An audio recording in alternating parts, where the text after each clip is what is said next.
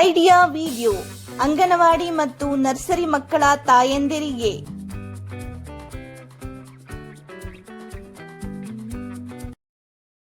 ನಮಸ್ಕಾರ.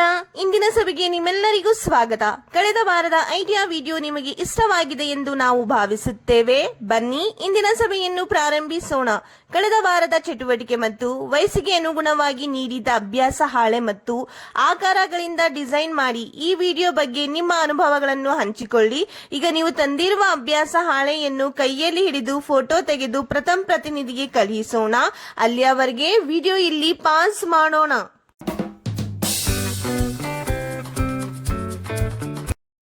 ಬನ್ನಿ ಮುಂದಿನ ಚಟುವಟಿಕೆಯನ್ನು ಮಾಡೋಣ. ಇದರ ಹೆಸರು ಮಾಡಿ ನೋಡೋಣ. ತಾಯಂದಿರ 2 ಗುಂಪುಗಳನ್ನು ಮಾಡಿ ಪರಸ್ಪರ ಮುಖಾಮುಖಿಯಾಗಿ ನಿಲ್ಲುವಂತೆ ಹೇಳಿ. ಈಗ ಪ್ರತಿ ಜೋಡಿಯ ನಡುವೆ ಸ್ವಲ್ಪ ದೂರದಲ್ಲಿ ಕರವಸ್ತ್ರವನ್ನು ಇಡಿ. ಲೀಡರ್ ತಾಯಿ ಕೆಲವು ದೇಹದ ಅಂಗಗಳ ಹೆಸರನ್ನು ಹೇಳಬೇಕು.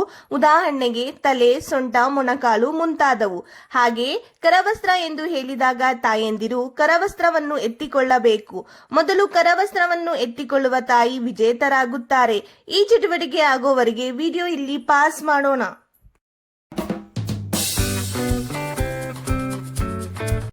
ಬನ್ನಿ ಈಗ ಮುಂದಿನ ಚಟುವಟಿಕೆಯನ್ನು ಮಾಡೋಣ. ಇದರ ಹೆಸರು ಏನಾದರೂ ಹೊಸದನ್ನು ಕಲಿಯೋಣ.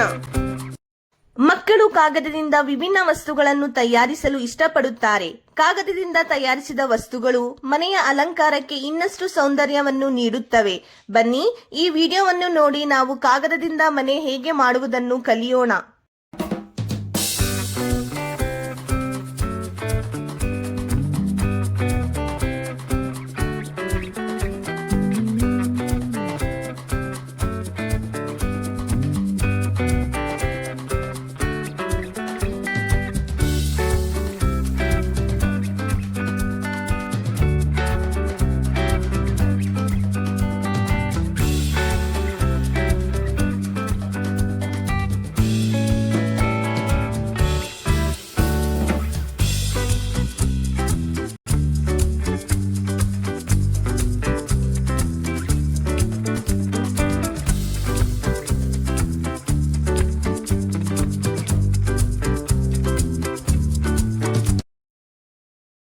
ಈ ವಿಡಿಯೋದಿಂದ ನೀವು ಹೇಗೆ ಪ್ರಯೋಜನ ಪಡೆಯಬಹುದು?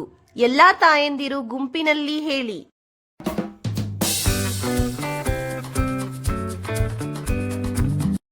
ಬನ್ನಿ ಈಗ ಮುಂದಿನ ಚಟುವಟಿಕೆಯನ್ನು ಮಾಡೋಣ. ಇದರ ಹೆಸರು ಮನೆಗೆ ಹೋಗಿ ಮಕ್ಕಳಿಂದ ಮಾಡಿಸಿ. 1 ಚಮಚದಲ್ಲಿ ನಿಂಬೆ ಹಣ್ಣನ್ನು ಇಡಿ. ಮಗು ತನ್ನ ಕೈಗಳನ್ನು ನೇರವಾಗಿ ಇಟ್ಟುಕೊಂಡು ಚಮಚವನ್ನು ಹಿಡಿದುಕೊಂಡು ನಿಗದಿತ ದೂರಕ್ಕೆ ನಡೆಯಬೇಕು. ನಂತರ ಚಮಚವನ್ನು ಬಾಯಲ್ಲಿ ಇಟ್ಟುಕೊಂಡು ನಡೆಯಬೇಕು.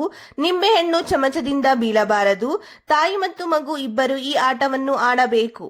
ಕೊಟ್ಟಿರುವ ಅಭ್ಯಾಸ ಹಾಳೆಯಲ್ಲಿ ಮಕ್ಕಳ ವಯಸ್ಸಿಗೆ ಅನುಗುಣವಾಗಿ ಚಟುವಟಿಕೆಗಳನ್ನು ನೀಡಲಾಗಿದೆ. ಈ ಚಟುವಟಿಕೆಗಳನ್ನು ಅರ್ಥ ಮಾಡಿಕೊಂಡು ಮಕ್ಕಳಿಗೆ ಮಾಡಿಸಿ. ಕೊಟ್ಟಿರುವ ಚಟುವಟಿಕೆ ಮತ್ತು ಅಭ್ಯಾಸ ಹಾಳೆಯನ್ನು ಮಾಡುವುದರಲ್ಲಿ ಮಗುವಿಗೆ ಸಂತೋಷವಾಗಿದೆ ಎಂದು ನಾವು ಭಾವಿಸುತ್ತೇವೆ. ದಯವಿಟ್ಟು ಈ ಅನುಭವವನ್ನು ನಮ್ಮೊಂದಿಗೆ ಹಂಚಿಕೊಳ್ಳಿ. ಇಂದಿನ ಸಭೆ ಇಲ್ಲಿಗೆ ಮುಕ್ತಾಯವಾಯಿತು. ಇಂತಹ ಇನ್ನಷ್ಟು ಹೊಸ ಮಾಹಿತಿ ಮತ್ತು ಚಟುವಟಿಕೆಗಳೊಂದಿಗೆ ಮುಂದಿನ ವಾರ ನಿಮ್ಮನ್ನು ಭೇಟಿ ಮಾಡುತ್ತೇವೆ. ಅಲ್ಲಿಯವರೆಗೆ ನಿಮ್ಮ ಮತ್ತು ನಿಮ್ಮ ಮಕ್ಕಳ ಆರೋಗ್ಯದ ಬಗ್ಗೆ ನೋಡಿಕೊಳ್ಳಿ. ಧನ್ಯವಾದಗಳು.